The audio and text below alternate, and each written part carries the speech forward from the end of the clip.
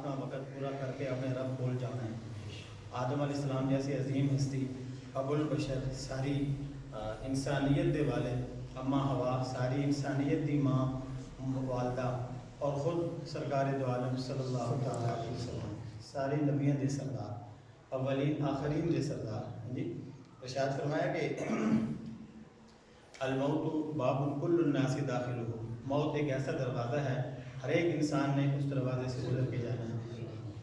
الموت کاس کل الناس شاربہ، موت ایک ایسا پیالہ ہے ہر ایک انسان نے یہ پی کے رہنا ہے۔ اینما تکونوا یدرککم الموت، تم جہاں کہیں ہو موت آ کے رہے گی۔ ولو کنتم فی بروج مشیدہ، بڑے بڑے گھر بناؤ لوہے کے،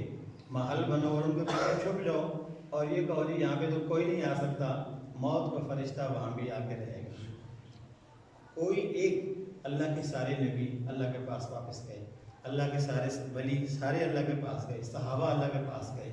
آج تابعین تبع تابعین اللہ کے پاس گئے۔ ایک دن میں نے اور آپ نے بھی اپنے رب کے پاس جانا ہے۔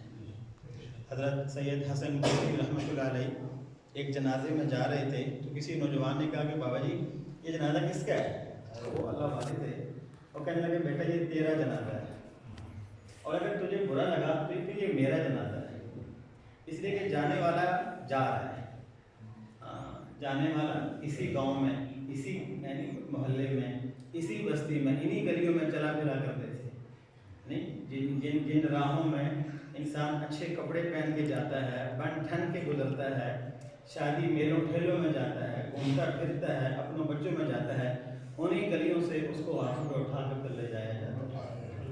آج تک ایسا نہیں ہوا کہ کوئی دنیا میں آیا ہو اور واپس نہیں گیا۔ ان اجل اللہ اذا جاء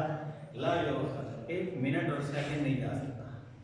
تو سیدنا حسن بصری کہنے لگے اگر تمہیں برا لگا تو یہ میرا جنازہ ہے، اس لیے کہ جانے والے تو جانا تھا، اب وہ یہ پیغام دے کے جا رہا ہے کہ میں جا رہا ہوں، کل تم نے آنا ہے، کل تم نے آنا ہے۔ تو بڑی عظیم ہستی تھی، بڑے اللہ کے ولی تھے، انتہائی سادہ طبیعت، انتہائی کھلے دل کے مالک، اور انسان کی دنیا سے جانے کے بعد اس کا اللہ کے ہاں مقام کیا ہوتا ہے وہ کھل کے آتا ہے سامنے۔ بے شمار، اس دن میں جنازے میں حاضر نہیں ہو سکا، میرے بھائی آئے تھے مفتی صاحب، وہ مجھے بتا رہے تھے بے شمار علماء کرام، بے شمار حافظ قرآن، اور یہ ابھی نماز سے پہلے بات ہو رہی تھی کہ اللہ کے نبی علیہ السلام کا فرمان ہے جس نے اپنے بچے کو مدرسے میں پڑھنے کے لیے بھیجا اس نے ابھی قرآن نہیں پڑھا، قرآن کی پہلی سطر بھی نہیں پڑھی، صرف اس نے پڑھا بسم اللہ الرحمن الرحیم اور دیکھ کے پڑھ رہا ہے، اس کی وجہ سے اللہ اس کے والد کے پچھلے سارے گناہ معاف کرتا ہے۔ تو جس کے جنازے میں، جس کی اپنی اولاد حافظ قرآن ہوں، علماء دین ہوں، جن کے اپنے پودے حافظ قرآن عالم دین ہوں، جن کی ہاتھوں کی جو ہے لگائے ہوئے پودے ماشاءاللہ اتنے اللہ والے ہوں، میں جب بھی اس گاؤں میں آیا ہوں بڑا پرسکون ماحول دیکھا ہے، مسجد میں ماشاءاللہ آبادی دیکھی ہے، ہر ایک کو سلام کرتے ہوئے دیکھا ہے، یہ ان بزرگوں کی محنتیں ہیں۔ آج وہ ہمیں نہیں دے، اللہ تعالیٰ ان کو وہ جہان اچھا کرے،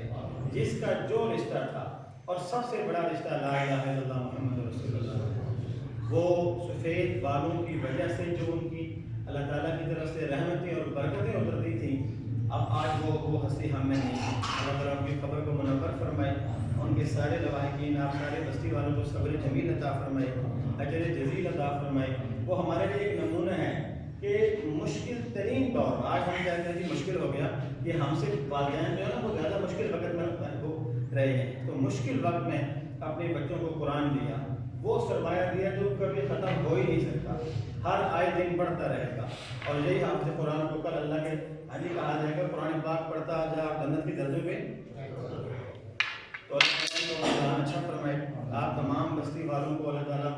صبر عطا فرمائے، حوصلہ عطا فرمائے، اور باقی تمام بیماروں کو شفا عطا فرمائے، اور ہمیں ان کے لیے ایک تو یہ کہ ہم نیت کریں، لیکن جو پودے لگائے ہیں وہ نیت نہیں بھی کریں گے تو ان کا اجر پہنچتا رہے گا۔ اس لیے ہر نماز کے بعد 3 دفعہ سورہ اخلاص پڑھو، 1 قرآن پاک کا ثواب، 4 دفعہ سورہ فاتحہ پڑھو، 1 قرآن پاک کا ثواب، اور حدیث شریف میں نا غالباً ترمذی شریف کی حدیث ہے کہ سورہ یاسین کو 10 قرآن پاک کا اجر اللہ تعالیٰ عطا فرماتے ہیں۔ اس لیے جانے والوں کے لیے دعائیں کرتے رہنا، چلتے پھرتے ان کے لیے دعائیں مانگنا، اپنی قبر کو سامنے رکھنا کہ ہم سے اچھے جوان تھے، ہم سے زیادہ طاقت والے تھے، مجھ سے زیادہ خوبصورت تھے، ہم کیا چیز ہیں، جی کل میں نے بھی اسی قبر کی مٹی میں جانا ہے اور اپنے رب کو حساب دینا ہے. اس کے لیے اپنے آپ کو جو ہے وہ اللہ تعالیٰ کے ہر حکم کا پابند بنانا پیارے نبی صلی اللہ علیہ وسلم کی سیرت اور صورت کے مطابق زندگی بنانا. تو سارے بھائی اس کا اہتمام کریں گے نا انشاءاللہ.